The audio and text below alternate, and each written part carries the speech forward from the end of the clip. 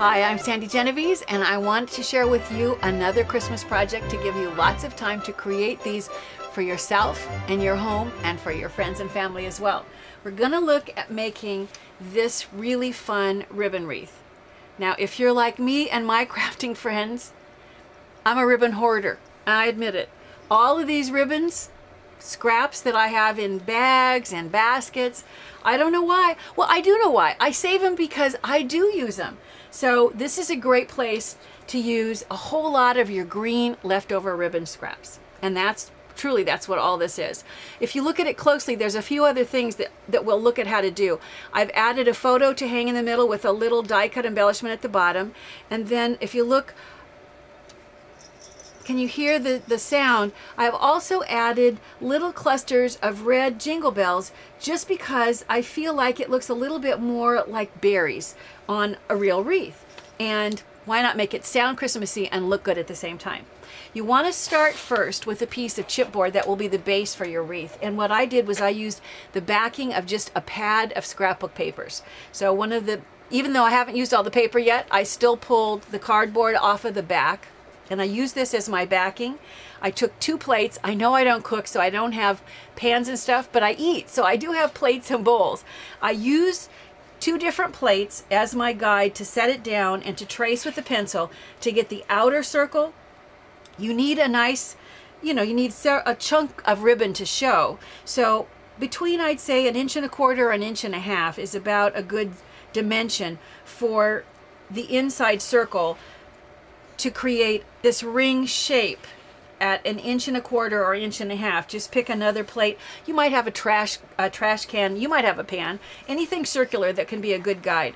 Once you use that to cut out your ring, and I just went back and cut it with scissors, it's not perfectly cut, it's not really going to show, so it's just your foundation.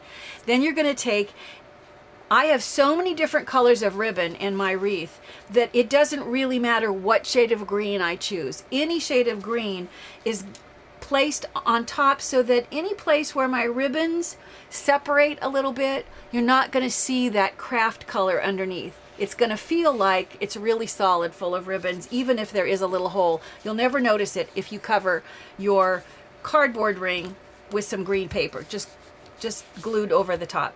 Now the fun part, we're going to actually do the ribbons. So go to your ribbon stash. Don't try to tell me you don't have it. I know you do. But if you don't, or you don't have enough, you can just go. This is a good time to get holiday colored ribbons at a good price at all the craft stores. My ribbon scraps are all cut roughly 10 to 12 inches. Because they're scraps, sometimes they might be a little longer, sometimes a little shorter. If it was, off of a package and it's pretty long, then you'll cut 2 or 3 out of it. But between 10 and 12 inches is good for the dimension of mine. And then all you need to do is just take one of your ribbons, roughly, so that it's kind of, your knot is going to be kind of in the middle. I'm going to do a double knot, so I'm going to knot it once and pull it around and knot it again. And then if I have Kelly green and a fat one, the next one maybe I'll do this lime green and a more skinny one, and just repeat the process.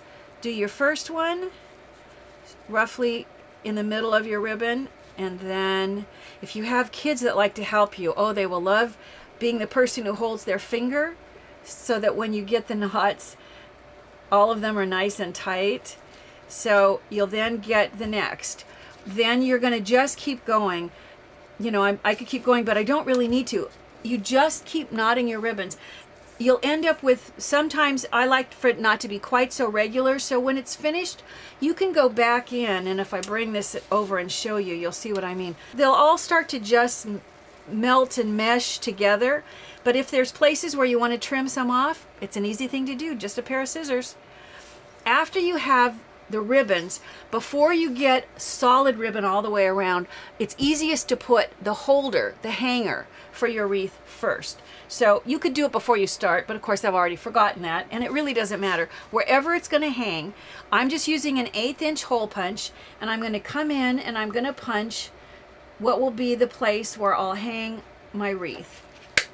And then I'm going to come down a little bit lower from the same spot, and I'm going to punch a second hole.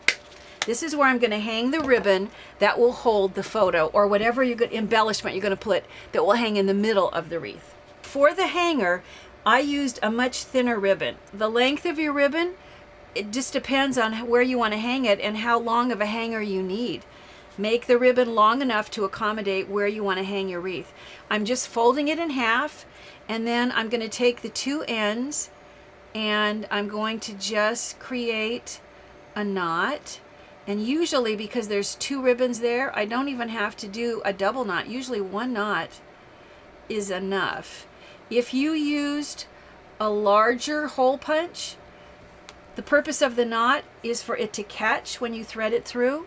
So if you have a bigger hole, just do another knot, double that up. So from the back side, I'm going to poke my ribbon through. So I'll just take the folded edge and I'm going to poke it. And normally I would just poke that with my fingernail, but my fingers will be so much in the way that I'll use my tweezers so you can see. You're going to just pull this through and the knot is going to hold it. Anything that's extra, too much, I can go back and I can trim off extra. Normally, extra little fluff of ribbon looks good on the wreath, so I usually just leave it, but that's totally up to you. Then where you're going to hang the photo in the middle, you want to do the same thing, but this time you only need a single ribbon. So I'm going to tie a knot in one end and only one ribbon. You know, this might or might not be a big enough knot. If it feels like it might want to go poke through, just to be safe, I think I'm going to do a double. Do one more so I have a thicker knot on the end. Make sure that the two knots are in the same spot. And then I'm going to do the same thing. I'm going to poke this through from the back side. Let's see if I can do this so you can see. And then the knot will hold it, and this is just going to hang the edge. And once again, all the fluff that's extra is good. It's just when you look at the finished one, extra fluff is, in this case, is a really good thing. So now you've got the ribbon that's going to hold the photo, and you have the ribbon that's going to attach this to hang wherever it is that you want to hang your wreath.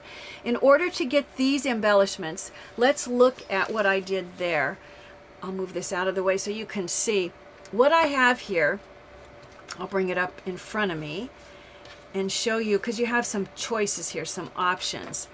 What I did was I took the inside, when I cut this piece of green in order to cover over the wreath, the ring shape, it gave me a nice big chunk of green that's plenty big enough to use for cutting out the green circle.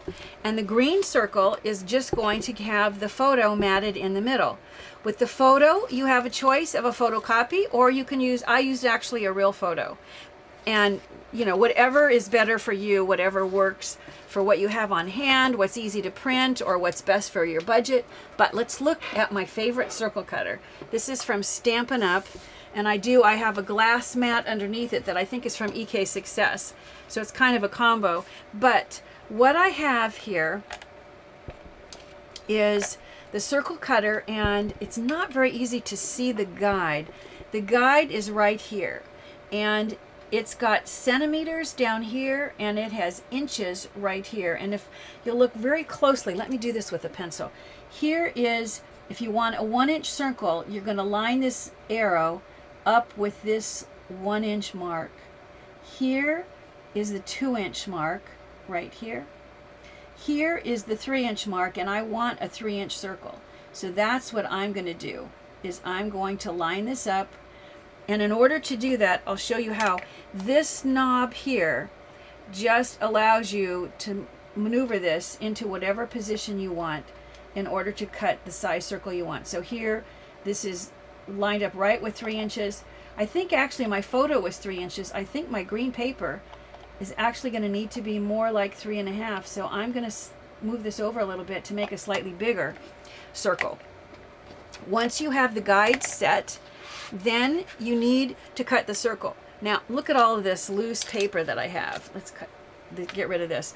I think that it works best to tape it down, because you don't want, as you slide it around, for something to pull up like this. So I find it's simplest to tape just in a couple of spots, either the photo or the paper, and I'm using removable tape, so even if it's the photo, it will work. Now you want to see where it's going to cut. So I just use, there's probably some special way you're supposed to do this. If I ever read directions, I could tell you. But I want to make sure that I'm going to get this all on the green. So with my finger, I'm going to see when this swivels. Am I going off the edge of the green anywhere? I can tell that I'm not. So I can see that that's a good spot for this. So I'm going to hold on to it. The blade actually sits in this little element. It makes it easy to change it out when it's time to put in a fresh, sharper blade.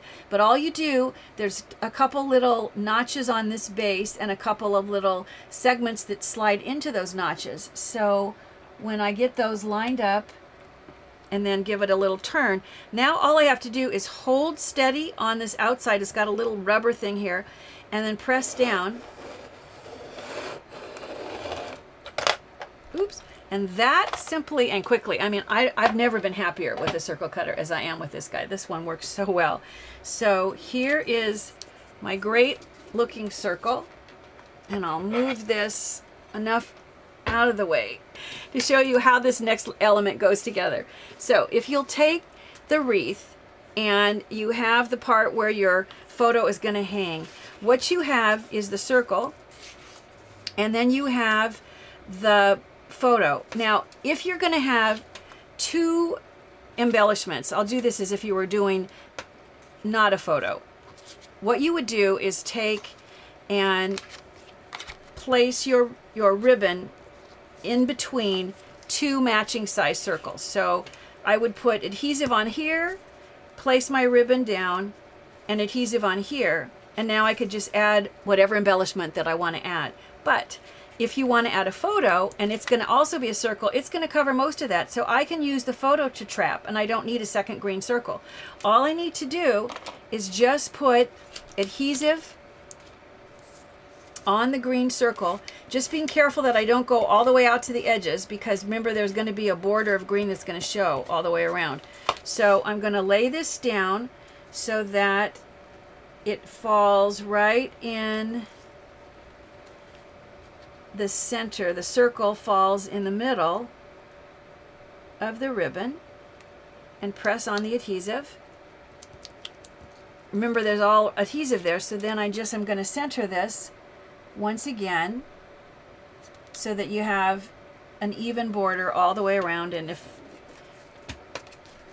it's easy to make sure that you get it placed correctly. Now I added on mine, I'll bring this over and show you, I added this heart die cut because I felt like I wanted a little bit more red in my story here. Notice I kept my ribbon nice and long so that if I wanted to add more things I could, but I think I'm going to stop at this.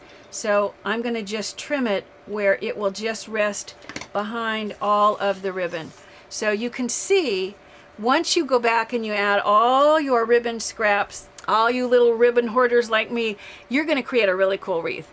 You know, as I said, me and my crafting friends, we have a hefty stash of ribbon scraps, and I thought, why not put them to good use in the creation of a simple but effective ribbon wreath?